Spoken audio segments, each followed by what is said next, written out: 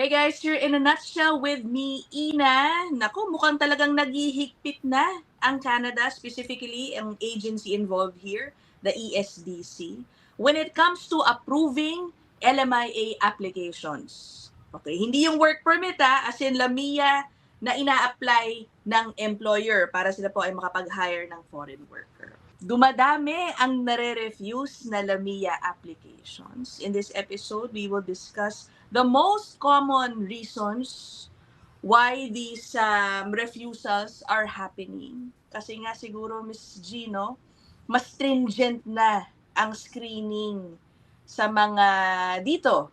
Okay, welcome back, Miss Geraldine Vallarail ng GHV Immigration. Hi, Miss G. Hello po, na-miss kita. Nakatagal na ba? Yeah, syempre happy tayo always to have Miss G Yes. here on the channel.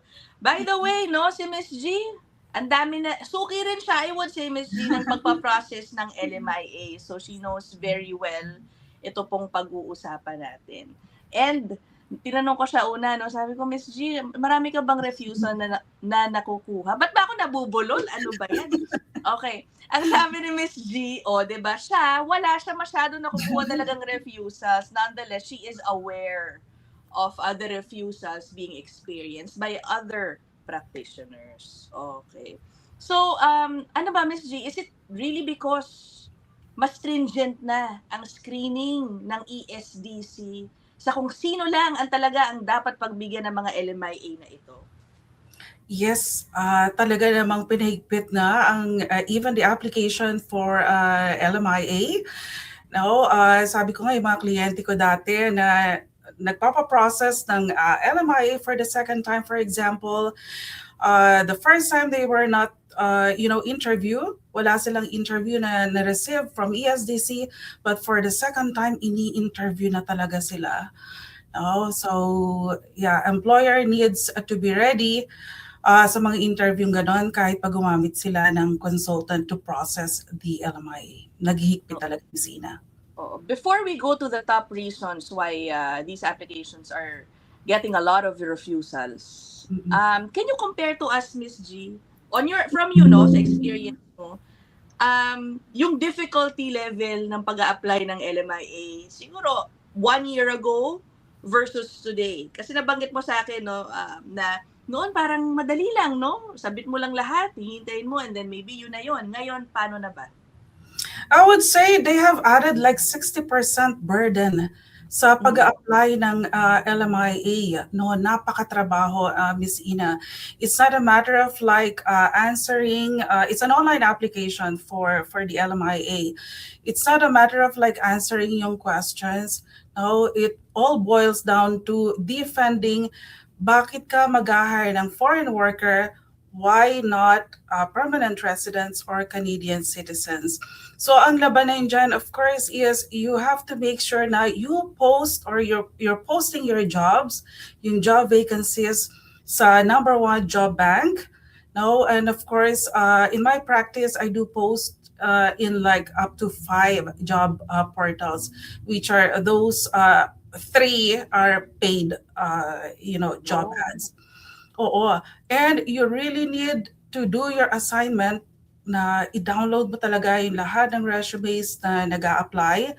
And you have to do the pre-screening, no? And then somehow a phone interview. And then, ipasa sa employer. However, Ms. Ina, during the last conference, no, ng mga immigration consultants, like what I've said, nandun yung director ng IRCC or ng ESDC, ang sabi niya talaga, ang expectation ng ESDC is even more than 1,000 resumes ang nag-apply sa isang position, their expectation is interviewin ng employer. Ang lahat? Lahat ng aplikante. Wow. Yeah. In my own perspective, Ms. Ina, I do have many years of experience as a recruiter. It is very difficult na interviewin mo lahat yon, diba? Yeah. But I do have my own way of like defending yung LMI application. No, and it is next to impossible to interviewin mo naman, Ms. Ina, more than 1,000 resumes. Oo. That will... Oo. So what you're saying, Miss G, isa po yan sa mga dahilan ng refusal. Kasi bigyan natin ng konting background yung ating viewers who might be unfamiliar with what happened. Mm-mm. Talaga ngayon nga, may specific guidelines na, as Miss G mentioned, na kailangan lahat ng mag-apply na local applicants i-entertain mo, no?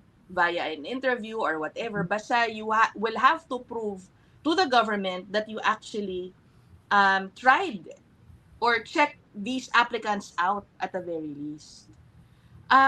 So it's quite meticuloso on the part of the employer if they will be required to do that. Paano sinecheck ng ESDC, Miss G, na talagang yung mahigit 1,000, for example, who applied for a single position, were all interviewed? Yeah. So job bank, there is a transparency. No, who created the job postings? Who downloaded? Yun yung additional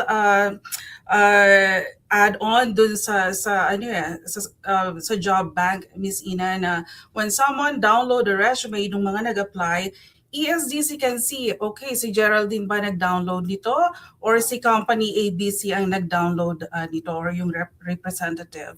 No? So if ESDC see na, oh, si Geraldine ng GHB ang nag-download nito, so possible yung conflict of interest, right? ESDC officer may think na, oh, okay, consultant to, siya nagpa-process ng LMI, of course, no, it's more of sa employer siya, possible din na baka hindi ni-interview ni Geraldine or hindi pinapasa sa employer yung mga resume. So the best course of action is yung talagang employer, no, or kung like let us say merong employee ang employer, to really download all the resumes and somehow do the pre-screening. No? Like what I've said, Ms. Ina, my office, even myself also have a license as a recruiter. No, I have that in my profile that I'm really a recruiter. So somehow I do a documentation wherein I really emphasize na I'm a recruiter and I really do, tawag mo doon, pinapadaan ko talaga sa employer yung screening ng mga aplikante. It's really a big difference now. Yun nga, bakit foreign worker, bakit hindi citizen or permanent residents? Oo. How does ESDC like ask that, no? Na parang do they directly ask the employer, totoo ba wala ka talagang makuhang citizen or PR para sa trabahong yan? How do they get that message across? Yeah. So in an LMI application, there is a recruitment report na kailangang isama sa application. Of course, it's an online application. There will be question and answers plus yung mga documents na kailangan i-upload mo. So the biggest, document there is yung defense, a recruitment report. So that comprises yung saang mga job portals or ano yung mga effort mo na ginawa to spread the word about your job vacancy. No, and of course, an explanation how you did the recruitment effort. That's a big. In my practice, umaabot yun, Ms. Ina, up to like 50 pages for that recruitment report, or even more. Depende. Gaano kahirap yung position. Is it a high-level job or not? No, and nag-i-interview na rin ngayon ang mga ESDC officers. Unlike in the past na kahit pa first time LMI application, di sila nag-i-interview. But nowadays, I would say 99% ng employers is nai-interview. And ang interview nila is revolving around dun sa report na isinabit mo and talking about, depensa. Again, bakit foreign worker? Wow, no? So, kahit na may hinire, for example, na consultant katulad mo, Ms. G, to help them out, employer pa rin ang i-interviewin ng ESDC about this job position that they want to basically, get an LAMIA for.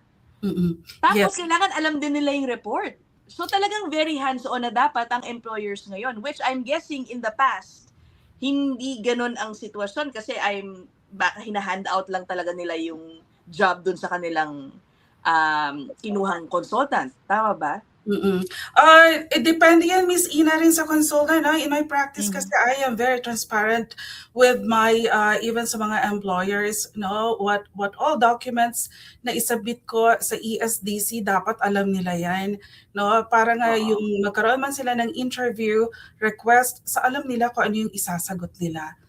No? Oo. So, Mahirap daw ba, Miss G? I'm sure, baka may ma-share ka lang sa amin, ano, ng mga kliyente mong employers. Kamusta yung interviews daw sa kanila? And why would some fail that interview, no? Yeah. So, you cannot fight naman with the officer, di ba? So, you really need to be diplomatic sa pagsagot dun sa question nila. End of the day, they are just doing their job. Pero i-share ko yung experience ng isa kong employer here from Alberta, specifically from Camrose. After the interview, sabi niya, naku, Geraldine, parang nadi-discourage to apply for the next LMIA because of the scrutiny involved in the application ng LMIA. But I'm not saying it is, extremely difficult. What I'm trying to say is just be be very careful in the application. Make sure na matibay talaga yung depensa nyo. No, kasi marami rin namang, like what I've said sa mga application ko, no, thanks God, wala namang nare-refuse. Marami pa nga doon is yung mga extensions. Okay. Diba? Oo. So, it's still possible. Just medyo ingat lang talaga sa documentation and pagsagot sa interview ng officer. I think yun naman talaga yung ano tawag dito? Yun talaga yung intention nung bagong rules, Miss Gino. To in a way, make the process more difficult para ma-filter na talaga kung sino lang talaga yung tunay na nangangailangan ng foreign worker.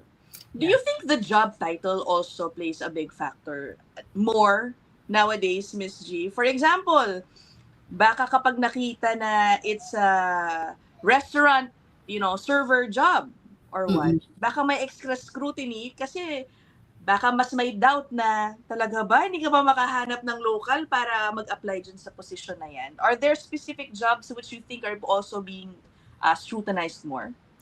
Wala naman, no? Wala namang excluded occupations or NOC sa pag-apply ng LMIA. So I would say no.